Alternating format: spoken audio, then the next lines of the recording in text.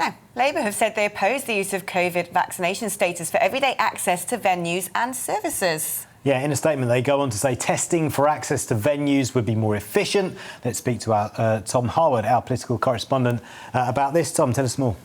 That's right. The Labour Party has come out this afternoon to say that vaccine passports are not going to win their support. This is, of course, after the Liberal Democrats were the first opposition party to oppose them earlier today. And the Labour Party leader, Sir Keir Starmer, in Prime Minister's Questions, questioned Boris Johnson about vaccine passports, but had a bit of ridicule because Labour hadn't declared their position. Well, now they have. And by opposing vaccine passports, along with the Lib Dems, it leads a real possibility of a government defeat. We know that the Tories have a majority of 80, meaning only 40 Tory MPs need to swap sides to make them lose a vote, if everyone else, of course, opposes. So there's a real possibility that there are going to be more than 40 Tory MPs who are opposed to it. It's not a very Tory policy, a sort of show me your papers society. Yeah. That's something that David Cameron campaigned against. It's something that Boris Johnson has written many, many columns against the idea of mandatory ID cards and similar sort of passporting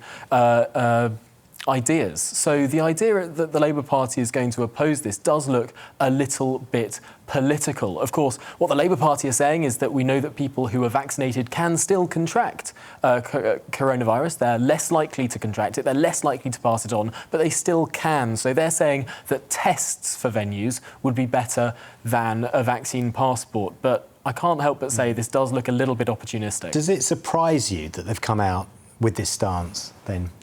I think that if they were going to stick by their principles, they probably wouldn't, because the Labour Party has been very much behind a lot harsher measures when it comes to coronavirus. They've been in favour of greater state intervention into the lives of individuals. So this is slight inconsistency. However, it's very obvious as to why they've done this. There's clearly an opportunity to defeat the government here, and any good opposition would jump at that opportunity. But it's an interesting one, isn't it? We've seen some pretty grim scenes in France with people opposing the introduction of a similar scheme there.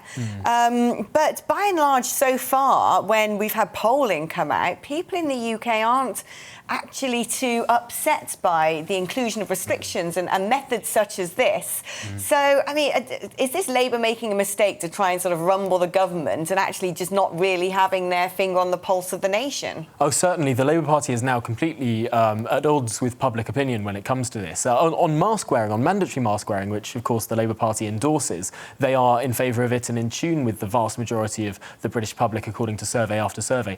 Also, these surveys, if anything, show that the idea of vaccine passports are even more popular. Vaccination is incredibly popular in this country. I think that the calculation that the Labour Party have made is that if vaccine passports are defeated, the story will be about the Tory MPs who went against the government. No one's going to really write that much about what the Labour Party did. There'll be a footnote in this story, and so they think they can sort of get away with doing this just to push the spotlight on the government and highlight those divisions within the Conservative Party. But in doing so, they're actually going to work against what they want to happen, which is Labour have always been sort of more the voice of caution and, you know, government interference.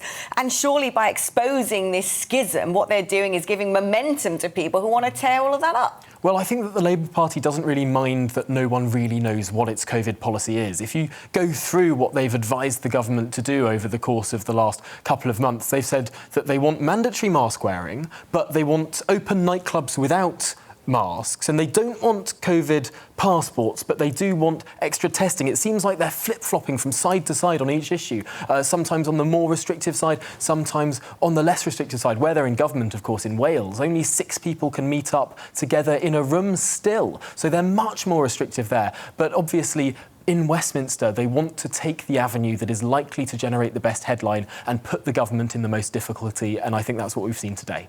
Great, thank you, Tom. That's our political correspondent, Tom Harwood. After the break, we'll be here.